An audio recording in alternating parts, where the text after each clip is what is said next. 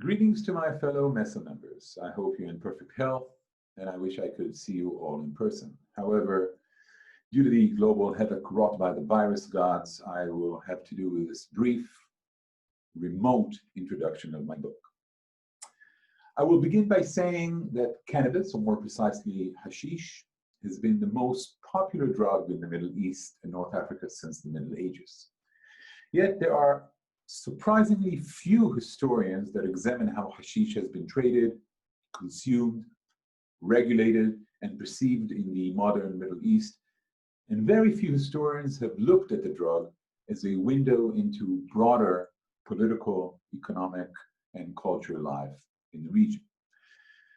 To follow the flows of hashish, I had to take a transnational and even a global history perspective. Now, as I will momentarily show, transnational forces shaped commodity chains, consumption, anti-drug enforcement, and even cultural understandings of the drug itself.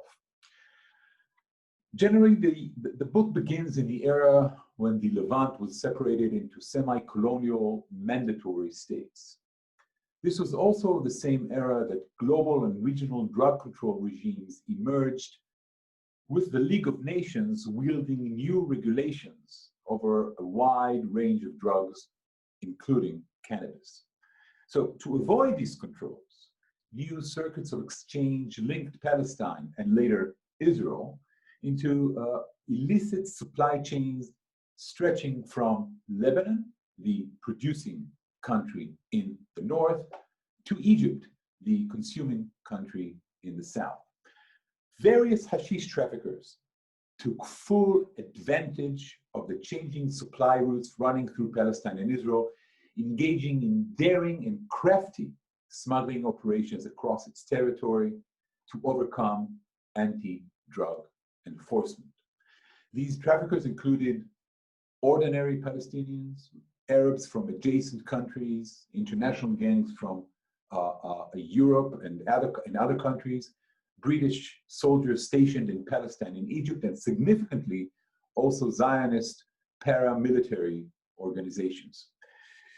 Before this time, hashish use was relatively uncommon in what later became Palestine, but its evolution into a transit route in the interworld period linking Lebanon to Egypt meant that vast quantities of the drug would cross its territory. Consequently, a steep increase in hashish consumption occurred among the country's urban, working-class Arab population. Jews in Mandatory Palestine, both Sephardi veterans and East European immigrants, tended to stay clear of hashish use. They were receptive of colonial racist hierarchies of knowledge produced elsewhere that had molded hashish into a distinctively racialized Oriental drug.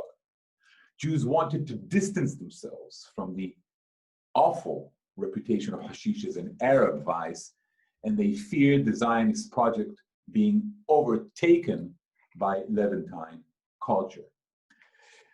Official attitudes towards hashish in the first 2 decades of the State of Israel represented a continuation of pre-1948 notions about the drug, but there were new demographic and political realities, such as the expulsion and flight of the Arab population of Palestine in the Nakba, on the one hand, and the country's repopulation by Jews from the Middle East and North Africa on the other.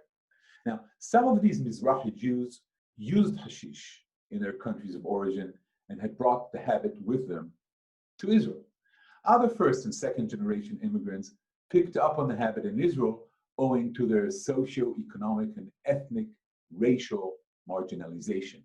In this way, hashish became a Jewish problem, where formerly it was largely considered an Arab one.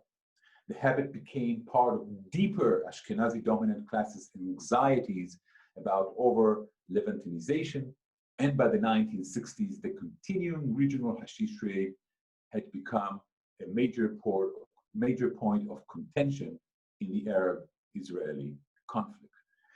Now, there's much more to say about my book, but due to time constraints, I will conclude with the following spoiler alert. Although this book is about weed, complementary joints will not be distributed along with it. You're welcome to read this book in a state of hashish buzz, but I hope that reading it in a state of sobriety will not affect your pleasure and interest. Thank you so much for your time and enjoy, and I hope you're enjoying the MESA conference.